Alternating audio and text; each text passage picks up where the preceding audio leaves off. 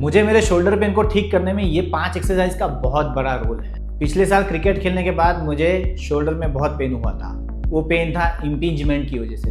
सो आज इस वीडियो में हम लोग जानेंगे कि ये इम्पिंजमेंट क्या होता है, ये क्यों होता है और इसे कैसे ठीक किया जाए। हेलो, मेरा नाम है डॉक्टर जयेश। पिछले 13 सालों के मेरे फिजियोथेरेपी करियर में मैंने बहुत से ऐसे पेशेंट देखे, हाथ लिफ्ट करते समय, ऊपर ले जाते समय कंधे में दर्द होता था। लेकिन ये दर्द जब मुझे हुआ तब मुझे पता चला ये कंडीशन बहुत पेनफुल होती है। सो इसे ठीक करने के लिए मैंने पहले अपने पोस्चर को एनालाइज किया। उसके बाद मैंने देखा कि मेरे मसल्स कौन से वीक हैं और ये सारी चीज़ों पे फोकस करने के बाद मुझे मेरे पेन रिलीफ में मदद मिली। सो पहले जान लेते कि शोल्डर क्या होता है।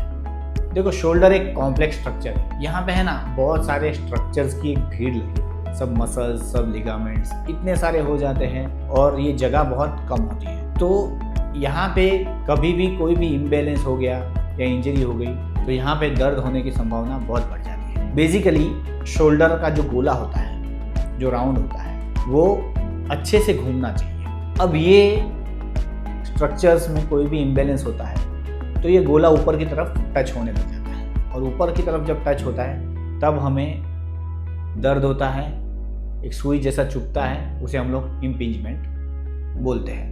तो हमारा मेन गोल होता है ये गोले को उसकी पोजीशन में वापस लाया जाए। तो पहला मैंने ऑब्जर्व किया कि मेरा पोस्चर काइफोटिक था, मतलब मैं सीधे नहीं बैठता था, मैं सीधा नहीं था। झुके हुए पोस्चर की वजह से आगे के स्ट्रक्चर्स टाइट थे, स्पेशली जो पेक्टोरल मसल्स होते हैं, जो छाती के मसल होते हैं, वो बहुत ज़्यादा टाइट है और ये मसल्स का अटैचमेंट होता है शोल्डर में, तो ये शोल्डर को आगे की तरफ खींचते हैं। सो उसकी वजह से ये इम्पिंजमेंट के चांसेस बढ़ जाते हैं। तो पहले मैंने अपने पेक्टोरल मसल्स को स्ट्रेच किया।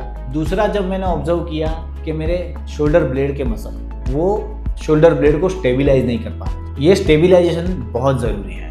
तो ये शोल्डर स्टेबिलाइजेशन के लिए मैंने कुछ स्कैपुलर स्टेबिलाइजेशन एक्सरसाइज। उसके बाद मैंने देखा कि मेरा जो रोटेटर कफ है, मतलब जो मसल्स रोटेशन में मदद करते हैं, गोले को घुमाने में मदद करते हैं, वो भी वीक थे। तो उसके ऊपर भी मैंने एक्सरसाइज करके उन्हें मजबूत किया। और लास्ट में एक ऐसी एक्सरसाइज थी जिसने मुझे बहुत मदद की ये सारी चीज़ों को एक साथ कंबाइन करने में और मेरे पेन को रिलीफ देने में। सो चलिए एक्सरसाइज शुरू करते हैं। पहली एक्सरसाइज थी वॉल स्ट्रेच, जिसमें वॉल के सपोर्ट पे, कॉर्नर पे हम लोग खड़े हो जाते हैं और हमारे पेक्टोरल मसल्स को स्ट्रेच करते हैं। दूसरी एक्सरसाइज मैंने की जिसमें एक हाथ से किसी पिलर को या रॉड को पकड़ लिया और अपने पेक्टोरल मसल्स को स्ट्रेच किया। कभी कभी मैंने असिस्टेड पेक्टोरल स्ट्रेचेस भी किए। फिर मैंने अपने शोल्डर ब्लेड मसल को स्टेबिलाइज करने की एक्टिविटीज़ की। इसमें एक एक्सरसाइज है टी और दूसरी है वाई। टी हमारा काम करती है मिडल ट्रेपीजियस मसल पे और वाई हमारा काम करता है लोअर ट्रेपीजियस मसल पे। तो ये मसल का स्टेबिलाइजेशन बहुत ज़रूरी है शोल्डर जॉइंट को स्टेबल करने में। उसके बाद मैंने अपना फोकस लिया रोटेटर कफ मसल एक्सरसाइज में, जिसमें बैंडेड एक्सरसाइज आती है। हाथों को, दोनों हाथ में रबर बैंड पकड़ के, दोनों हाथों में थेरा बैंड पकड़ के हाथों को साइड में लेना है। दूसरी रोटेटर कफ की एक्सरसाइज आती है जिसमें एक करवट पर लेट जाना है, अपने एक्जिला के नीचे एक टॉवेल को रखना है और डंबल से ये हाथों को बाहर लाना है।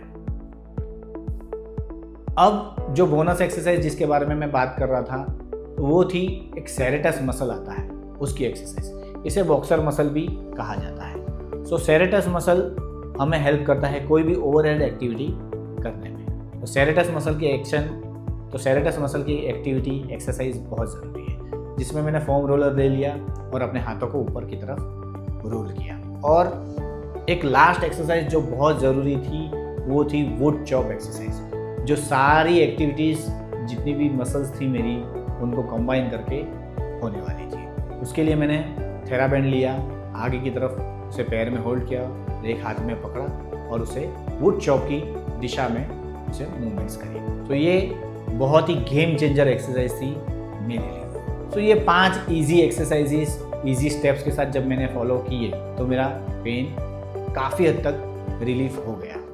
मोटा मोटा आपको ये सीक्वेंस याद रखना है, जिसमें पहले टाइट मसल्स का स्ट्रेचिंग आता है, जिसमें हमारा पेक्टोरल मसल्स है। दूसरा, स्कैपुलर मसल्स को स्टेबिलाइज करना है, जिसमें ट्रेपीजियस और सेरेटस मसल आता है। तीसरा सबसे ज़रूरी, रोटेटर कफ मसल का स्ट्रेंथनिंग। ये सीक्वेंस अगर आप फॉलो करेंगे तो आपको पेन में बहुत जल्दी राहत मिलने वाली है। और दूसरी बात, अगर आप बहुत टाइम से रोटेटर कफ एक्सरसाइज के लिए ब्रांडेड एक्सरसाइज कर रहे हो, फिर भी आपका शोल्डर पेन नहीं जा रहा है, तो आप मेरा ये अगला वीडियो जाके ज़रूर देख सकते हैं।